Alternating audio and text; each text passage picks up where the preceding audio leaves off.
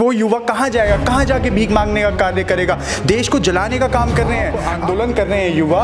पर प्रधानमंत्री जी अग्निपथ के लिए आपके अग्निवीर तो बना दिए, ठीक है, पर प्रधानमंत्री जी खामोश वीर बन के क्यों बैठे हुए हैं? शायद कहीं ना कहीं लगता है मोदी जी की तपस्या में कुछ ना कुछ कमी रह चुकी है। देश के जो युवा हैं उनको जलाने का कार्य किया है और ये माफी वीर फिर दोबारा टीवी पे आके फिर दोबारा माफी मांगने का काम करेंगे, क्योंकि सरकार देश के भविष्य के बारे में नहीं सोच रही, सरकार देश के भविष्य को जलाने का काम कर रही है। भरोसा तो करना पड़ेगा ना आपको। प्रधानमंत्री नरेंद्र मोदी एक योजना लेके आए हैं, ऐसे में देश की जनता को और युवा को तो भरोसा करना ही पड़ेगा उन पर। देखिए, प्रधानमंत्री जी कोई भगवान नहीं है कि सुबह उठे और हर हर मोदी करने लग जाए। बात से समझिए, देखिए मन की बात तो एक ढकोसला है, ठीक है, और प्रधानमंत्री जी सबसे बड़े एक नाट्यकार हैं, नाटक करने का कार्य करते हैं, बाकी और एक जुमला देने का कार्य करते हैं। नमस्कार, मैं शालिनी झा और आप देख रहे हैं पीआरबी। अग्निपथ योजना जिसको लेकर जो है युवा हिंसा प्रदर्शन कर रहे थे, उसमें एक बड़ा बदलाव आया है कि 4 साल से अब उसको 5 साल कर दिया गया है। बातचीत करने के लिए हमारे साथ इस वक्त मौजूद हैं सोशल एक्टिविस्ट मोहित गौर, युवा हैं, इनसे बातचीत करते हैं और जानते हैं कि अग्निपथ योजना को लेकर जो हिंसा भड़क रही है उसमें पहले संशोधन किया गया था, 21 साल से 23 साल कर दिया, अब उसको बदलकर एक बार फिर से नया बदलाव हुआ है। 4 साल जिसको किया गया था उसे 5 साल में कर दिया गया। पहले तो बहुत बहुत शुक्रिया एंड आपके सभी व्यूअर्स को मेरी तरफ से जय श्री राम। वैसे जैसे कि देश के प्रधानमंत्री, एक पुराना बहुत नारा है लाल बहादुर शास्त्री जी का, जय जवान जय किसान। पहले इस भारतीय जनता पार्टी यानी बीजेपी, जिसका नाम बदल के अब रख देना चाहिए भारत जलाओ पार्टी, ठीक है। एक आपका लाल बहादुर शास्त्री का जो डायलॉग है वो है जय जवान जय किसान।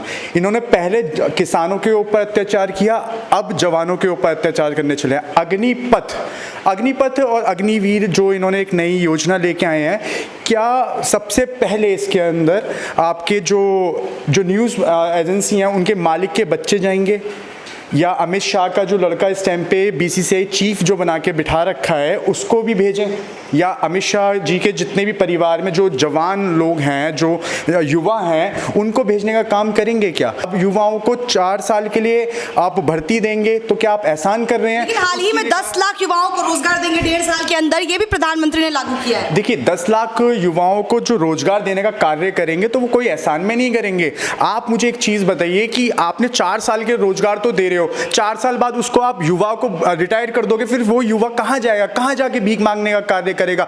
देश को जलाने का काम कर रहे हैं। अब इतने बड़ा आप आंदोलन कर रहे हैं युवा, पर प्रधानमंत्री जी अग्निपथ के लिए आपके अग्निवीर तो बना दिए, ठीक है, पर प्रधानमंत्री जी खामोश वीर बन के क्यों बैठे हुए हैं? देखिए, शायद कहीं ना कहीं लगता है मोदी जी की तपस्या में कुछ ना कुछ कमी रह चुकी है। क्या कमी रह चुकी है? आपको क्या लग रहा है, कौन सी कमी रह? देखिए, आप मुझे बताइए, रिटायर होने के बाद ना कोई पेंशन है उनकी, 4 साल वो कोई भी व्यक्ति काम करेगा। आपको सेना का प्रोसीजर पता है क्या होता है कि पहले तो ट्रेनिंग होती है 2.5 साल की, उसके बाद एक व्यक्ति जवान बन पाता है। 2.5 साल उसने ट्रेनिंग में दे दिया, 2.5 साल जब वो ट्रेनिंग में देने के बाद वो 1.5 साल नौकरी करेगा, तो यानी 4 साल तो उसके ऐसे ही कंप्लीट हो गए, फिर दोबारा नई भर्ती कर दोगे तो देश की जो सुरक्षा है वो चरमराएगी या नहीं चमराएगी? आपने जो सैनिक जो उस टाइम पे आएंगे, नए जो फ्रेशर आएंगे, उनका क्या होगा? आप खुद देखिए कि इस टाइम पे जो भी पायलट होगा, ठीक है, या कोई आर्मी के अंदर जो भी कोई इंजीनियर होगा, कोई डॉक्टर बनेगा, ठीक है, वो 4 साल बाद तो रिटायर हो जाएगा। तो आप कैसे सोच सकते कि भविष्य जो देश का जो उज्जवल भविष्य है, जो देश का जो आपका जो भविष्य है और आपका जो देश जो है वो सही हाथों में नहीं जाने का होगा? क्योंकि देखिए, जो पिछली सरकारें थी उन्होंने जो सेना थी उसको राजनीति से बहुत हटके रखा था, पर भारतीय जलाओ पार्टी ने आज के समय में जो सेना का जो प्रोसीजर है वो भी राजनीति के मतलब आपको लग रहा है सेना पर भी राजनीति हो रही है? बिल्कुल हो रही है, सेना पे राजनीति नहीं हो रही। 24 घंटे बैठ के टीवी पे आजकल एक नया मास्टर स्ट्रोक चल रहा है कि मोदी जी ने इतना अच्छा काम किया है। आप बताइए, देश के जो युवा हैं उनको जलाने का कार्य किया है और ये माफी वीर फिर दोबारा टीवी पे आके फिर दोबारा माफी मांगने का काम करेंगे, क्योंकि सरकार देश के भविष्य के बारे में नहीं सोच रही, सरकार देश के भविष्य को जलाने का काम कर रही है, जो कि सरासर गलत है। और ये तो चाहते हैं कि ऐसे दंगे फैलें। पहले नुपुर शर्मा के ऊपर दंगा करवा दिया, वो मुद्दा खत्म नहीं हुआ इन पे, तो इन्होंने इन्होंने अब एक नया मुद्दा ले आए हैं जो कि एक सरासर युवा के साथ और युवा के भविष्य के साथ खेलने का साफ साफ खिलवाड़ है। आप कह रहे हैं युवा के साथ खिलवाड़ कर रही है भारतीय जनता पार्टी, लेकिन भारतीय जनता पार्टी आप कहेंगे भारतीय जनता पार्टी, लेकिन भारतीय जनता पार्टी ही हम कहेंगे। लेकिन जिस तरीके से आप कह रहे हैं कि खिलवाड़ किया जा रहा है देश के युवाओं के साथ, लेकिन वहीं भारतीय जनता पार्टी के कुछ नेता हैं, यानी जो डिफेंस मिनिस्टर है राजनाथ सिंह, उन्होंने कह दिया है कि ये केवल मिथ है, मिथ पे ना जाए युवा, जो इसके एक्चुअल बेनिफिट्स है, एक्चुअल जो उन्हें लाभ मिलेगा उस पर बात करें, उन चीजों को देखें, फायदे क्या हैं। देखिए आप मुझे बताइए, क्या जो जितने भी देश के अंदर नेता हैं उनको पेंशन मिलती है, ठीक है जी, तो देश का जो युवा है वो 4 साल बाद बुढ़ा हो जाएगा। आप खुद बताइए, एक 18 साल की उम्र में एक युवा जाके अपनी ग्रेजुएशन की पढ़ाई करता है, ग्रेजुएशन की पढ़ाई के बाद वो पोस्ट ग्रेजुएशन करता है, जॉब करता है, उसके साथ साथ उसका भविष्य चलता है। आप बताइए, वो आज के 18 साल के बाद वो देश का जो युवा है वो 4 साल के लिए तो चला गया आर्मी के अंदर, ठीक है, अब सॉरी 5 साल के लिए कर दिया है, पहली जो योजना है उनकी 5 साल के लिए, तो वो चला गया कहाँ पे, आर्मी के अंदर। 5 साल जब वो आर्मी के अंदर रहेगा तो उसकी उम्र कितनी हो जाएगी, 23 साल। 23 साल बाद आके वो कौन सी ग्रेजुएशन करेगा, और ग्रेजुएशन करने के बाद उसे कौन नौकरी देने का काम करेगा। ना ही कोई, अगर भगवान ना करे कोई अनहोनी होती है तो ना ही ये सरकार उसे शहीद का दर्जा देगी, ना ही ये सरकार कोई पेंशन देने का काम करेगी, ना ही ये सरकार उनको कोई योगदान देने का काम करेगी। तो आप देश के भविष्य के साथ क्यों खिलवाड़ कर रहे हैं। क्या राजनाथ सिंह जी अपने बेटे को भेजे ना पहले, और जितने भी समर्थक हैं इसके, वो सब अपने बेटे बेटियों को पहले भेजने का कार्य करें, फिर देश की जनता जाने की सोचेगी। क्योंकि देखिए, यहाँ आप गरीबों को मारने का काम कर रहे हैं और कुछ नहीं कर रहे। कहा तो यही जाता है कि प्रधानमंत्री जो हैं वो सेना के बारे में सबसे ज्यादा सोचते हैं, और खुद भी यही कहते हैं कि सेना उनके लिए प्रमुख है, सेना सबसे ऊपर है। अब जब सेना को मजबूत करने की बात की जा रही है, ऐसे में इसका इतना विरोध क्यों? क्योंकि वो तो कह ही रहे हैं कि हम सेना को चाहते हैं बढ़ावा दिया जाए, सेना में जो है ज्यादा से ज्यादा युवा उससे जुड़े। देखिए, नौकरी देनी है तो आप परमानेंट नौकरी दीजिए ना युवाओं को आप पेंशन का भरोसा दीजिए ना।